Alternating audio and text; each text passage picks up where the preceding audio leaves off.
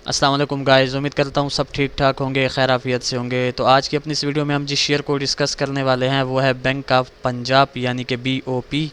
तो ये इस वक्त आप लोगों के सामने BOP का वीकली टाइम फ्रेम ओपन है। सबसे पहले इसके वीकली टाइम फ्रेम का एक डीप एनालिसिस प्लस एक ओवरव्यू कर लेते हैं कि प्रीवियस हिस्ट्री से इसमें कैसी सिचुएशन या कैसी प्रोग्रेस जो है वो चलती हुई आ रही है, और उसके बाद फिर जो इसकी करंट सिचुएशन होगी उसको डिस्कस करेंगे, और फिर उसमें से जो भी नियर फ्यूचर हमारा पॉइंट ऑफ व्यू होगा वो आप लोगों के साथ शेयर करेंगे।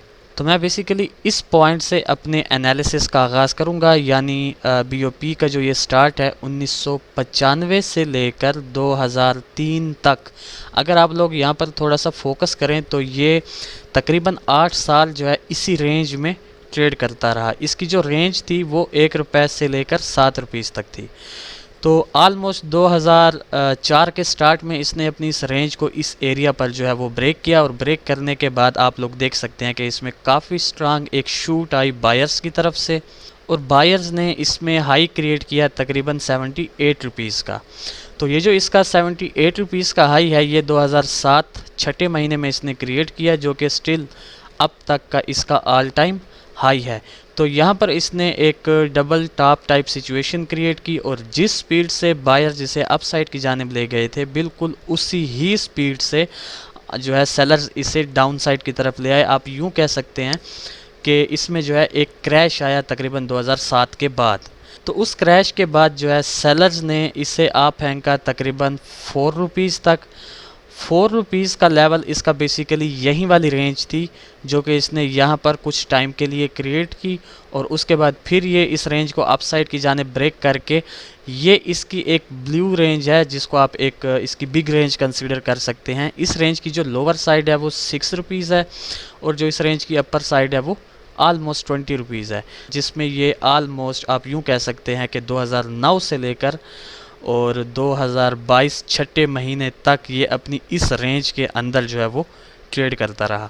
अच्छा, इसी ब्लू रेंज के अंदर ही इसकी एक स्मॉल रेंज और भी क्रिएट हुई जिसको इसने होल्ड किया 2012 से लेकर 2020 तक।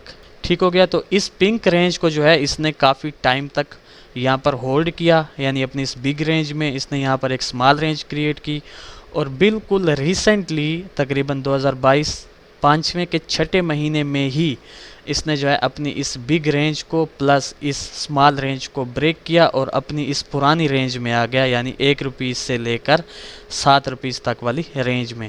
यानी आप यूँ कह सकते हैं कि 1995 के बाद अब आकर ये अगेन अपनी 1996 से लेकर 2003 वाली रेंज में एंटर हो चुका है। तो इट मीन्स के इसका अगर आप ओवरऑल एक डीप एनालिसिस करें तो इसका ये जो एरिया है ये जस्ट आप ओवरऑल जो है इसको एक फेक आउट कंसिडर कर सकते हैं। मीन्स कि आप ये चीज़ कह सकते हैं कि जो असल में BOP की जो रियल वैल्यू है वो तकरीबन 1 रुपीज़ से लेकर 20 रुपीज़ तक की है। ये जो है ये एक फेक आउट आप कंसिडर करेंगे। अच्छा जी, अब इसकी जो करंट सिचुएशन है उसको थोड़ा सा डिस्कस कर लेते हैं। तो ये बेसिकली इसकी जो है करंट सिचुएशन इस वक्त आप लोगों के सामने है। तो यहाँ पर सबसे पहले इसमें कुछ लेवल्स क्रिएट हो रहे हैं, वो मैं आप लोगों के साथ डिस्कस करता चलूँ कि इसमें शॉर्ट टर्म के लिए इसका 6.5 का एक काफ़ी स्ट्रांग रेजिस्टेंस क्रिएट हो रहा है। उसके बाद इसमें ये 5 रुपीज़ वाला इसका एक नियर रेजिस्टेंस क्रिएट हो रहा है। इसी तरह इसमें एक 3 रुपीज़ का इसका एक नियर सपोर्ट क्रिएट हो रहा है, और 2 रुपीज़ का इसका सबसे मेजर सपोर्ट क्रिएट हो रहा है। इसी तरह इसमें एक ट्रेंड लाइन क्रिएट हो रही है, इसकी काफ़ी स्ट्रांग ट्रेंड लाइन ये आप लोगों के सामने है। इस ट्रेंड लाइन को आलमोस्ट 3 to 4 टाइम्स जो है BOP ने काफ़ी स्ट्रांगली फॉलो किया है, और एज अ रेजिस्टेंस जो है इसको रेस्पेक्ट किया है। और बिल्कुल रिसेंटली अगर आप इस एरिया पर देखें तो यहाँ पर भी इसने जो है इस ट्रेंड लाइन को काफ़ी स्ट्रांगली रिजेक्ट किया है, रेस्पेक्ट किया है। आप लोगों के सामने है कि जैसे ही इसने इसको यहाँ पर टच किया तो इसमें आलमोस्ट 3 वीक्स हो चुके हैं, और काफ़ी स्ट्रांग सेलिंग साइड का प्रेशर स्टिल कंटिन्यू है BOP में। तो आई होप सो कि मैंने ओवरऑल इसमें जो एक डीप एनालिसिस था वो मैंने आप लोगों के साथ शेयर कर लिया है कि एक तो ये रेंजेस में जो है वो ट्रेड हो रहा है। इसी तरह इसमें सबसे इसकी जो मेजर ट्रेंड लाइन है वो भी मैंने आप लोगों को वाज़िया कर दी। इसमें जो शॉर्ट टर्म के लिए इसके लेवल्स क्रिएट हो रहे हैं वो भी मैंने आप लोगों को बता दिए। और जो इसमें सबसे मेन चीज़ है कि इसमें इस वक्त इसका जो ओवरऑल ट्रेंड चलता हुआ आ रहा है प्रीवियस हिस्ट्री से रेंजेस को फॉलो करते हुए, वो इसका काफ़ी स्ट्रांग डाउन ट्रेंड है। अब इस सारी सिचुएशन को आप लोगों के साथ डिस्कस करने के बाद अल्टीमेटली नियर फ्यूचर जो है हम बीओपी में से कैसी मूव एक्सपेक्ट कर सकते हैं। तो इस सिचुएशन को देखने के बाद कि बिल्कुल रिसेंटली ही ये ट्रेंड लाइन से रिजेक्ट होकर डाउन साइड की तरफ आ रहा है, तो इसमें से जो एक सीन बनने के चांसेस मुझे लग रहे हैं वो ये हैं कि मैं इसको अगेन इस 3 रुपीज़ वाले लेवल तक आता एक्सपेक्ट कर रहा हूँ, और फिर इस 3 रुपीज़ के लेवल से अगेन मैं इसको इस अप ट्रेंड लाइन तक जाता एक्सपेक्ट कर रहा हूँ। तो ये बेसिकली इसमें से एक सिनेरियो बनने के चांसेस हैं। अब इसी एक सिनेरियो के अंदर जो इसका एक सब सीन बन सकता है, क्योंकि ये इस वक्त एक बॉक्स में आया हुआ है और हमें पता है कि इस बॉक्स की जो रेंज है वो 1 रुपीज़ से लेकर 7 रुपीज़ तक की है। तो इन केस अगर ये इस ट्रेंड लाइन को यहाँ पर ब्रेक कर देता है तो फिर ये अपनी इस रेंज को कैसे फॉलो करेगा। तो अगर ये इस ट्रेंड लाइन को यहाँ पर ब्रेक करता है तो फिर मैं इसको कम से कम इस 5 रुपीज़ के लेवल तक जाता एक्सपेक्ट करूँगा। और अगर जैसे ही ये इस 5 रुपीज़ के लेवल तक आएगा तो ऑब्वियसली इसने अपना जो प्रीवियस हाई है उसको ब्रेक कर दिया होगा। तो फिर यहाँ पर कुछ टाइम स्टे करने के बाद मैं इसको जो है सीधा 6.5 के लेवल तक जाता एक्सपेक्ट कर रहा हूँ, और फिर इस 6.5 से मैं इसको अगेन जो है कम से कम 3 रुपीज़ या आलमोस्ट 3.5 के लेवल तक आता एक्सपेक्ट कर रहा हूँ। और सेम इसका जो सिनेरियो बन सकता है कि अगर ये इन हाइस को जो है वो ब्रेक नहीं करता, मींस के हायर क्लोज प्रोवाइड नहीं करता आप लोगों को, तो फिर आप जो है इस 5 रुपीज़ के लेवल से भी इसमें से जो डाउन साइड की मूव एक्सपेक्ट करेंगे वो कम से कम ये जो इसकी ट्रेंड लाइन है यहाँ तक करेंगे।